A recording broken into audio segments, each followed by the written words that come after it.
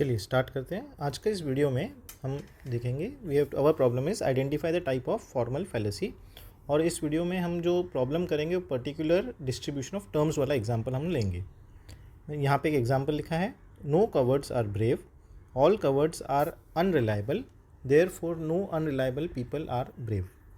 और मैंने यहाँ पे रेफरेंस के लिए रूल्स ऑफ डिस्ट्रीब्यूशन भी लिख के रखा हुआ है।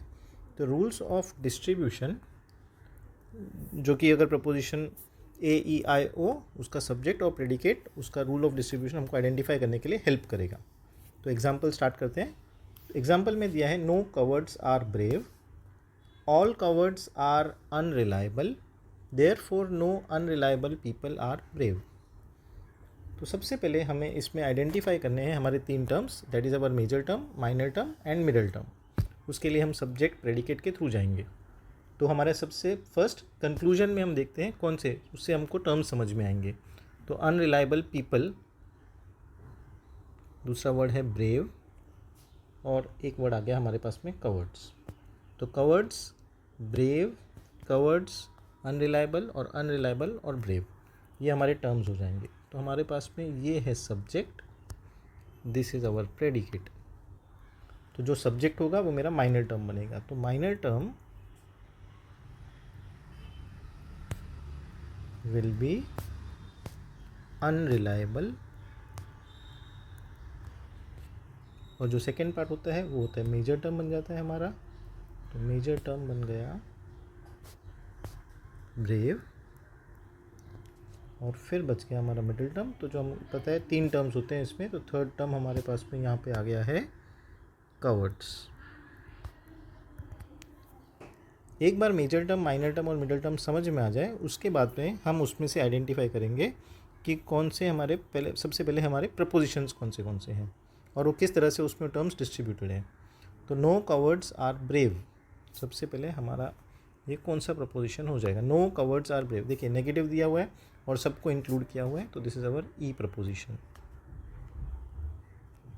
ऑल कवर्ड्स आर अनरिलायबल, सबकी बात कर रहे हैं लेकिन पॉजिटिव सेंस में है, तो ये ए प्रपोजिशन हो जाता है। Therefore no unreliable people are brave, no unreliable people are brave, फिर से सबको इंक्लूड कर दिया और नेगेटिव टर्म दिया हुआ है, तो इसका मतलब है this is our E preposition. एक बार टाइप्स ऑफ प्रपोजिशन समझ में आ गए, उसके बाद में हम उनके जो टर्म्स हैं उनका डिस्ट्रीब्यूशन चेक करेंगे, क्या वो डिस्ट्रीब्यूटेड है या अनडिस्ट्रीब्यूटेड है। तो सबसे पहले हमारे जो फाइनल स्टेटमेंट होता है उसमें देखते हैं टर्म्स क्या क्या हैं। तो एक है सब्जेक्ट और प्रेडिकेट, उसमें पहला टर्म सब्जेक्ट तो हो जाएगा हमारा distributed, and this will become, फिर से ई प्रपोजिशन है इस वजह से ये भी डिस्ट्रीब्यूटेड होगा, या आप इधर टेबल लिखा हुआ है तो उसमें आप रेफर कर सकते हैं। फिर से जो फर्स्ट स्टेटमेंट है वो भी ई है, तो इसका मतलब ये भी हो गया डिस्ट्रीब्यूटेड एंड डिस्ट्रीब्यूटेड, और दूसरा है ए, तो वो हो जाता है डिस्ट्रीब्यूटेड एंड अनडिस्ट्रीब्यूटेड।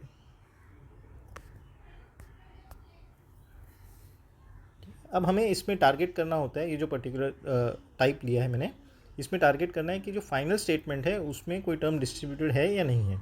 अगर है तो वो जो पहले दो स्टेटमेंट्स हैं उनमें वो टर्म डिस्ट्रीब्यूटेड होना चाहिए, वरना हमने फॉर्मल फैलेसी एक कमिट कर दी है, which will be referred as undistributed middle, या इलिसिट मेजर या इलिसिट माइनर।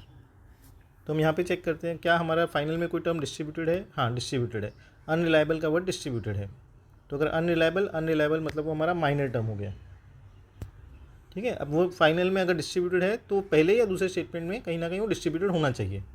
तो अनरिलायबल हमारे सेकंड स्टेटमेंट में आ रहा है, क्या सेकंड स्टेटमेंट में हमारा ये वर्ड डिस्ट्रीब्यूटेड है। तो हम यहाँ पे ऑब्जर्व करेंगे, नहीं भाई ये तो अनडिस्ट्रीब्यूटेड है इधर।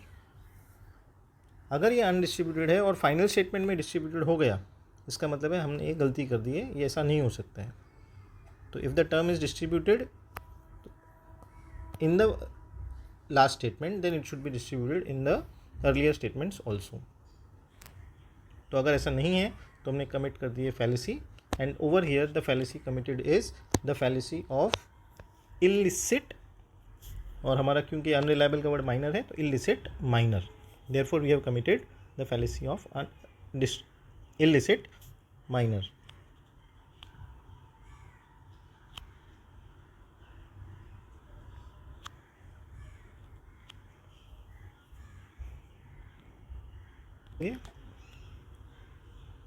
since the term unreliable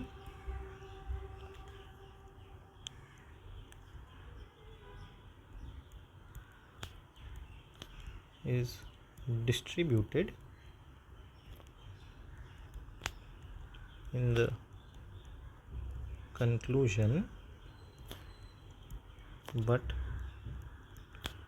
not in the premise, therefore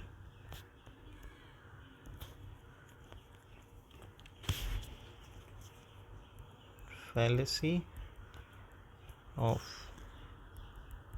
illicit, और क्योंकि वो हमारा अनरिलायबल का जो वर्ड है माइनर है, इसीलिए therefore the fallacy of illicit minor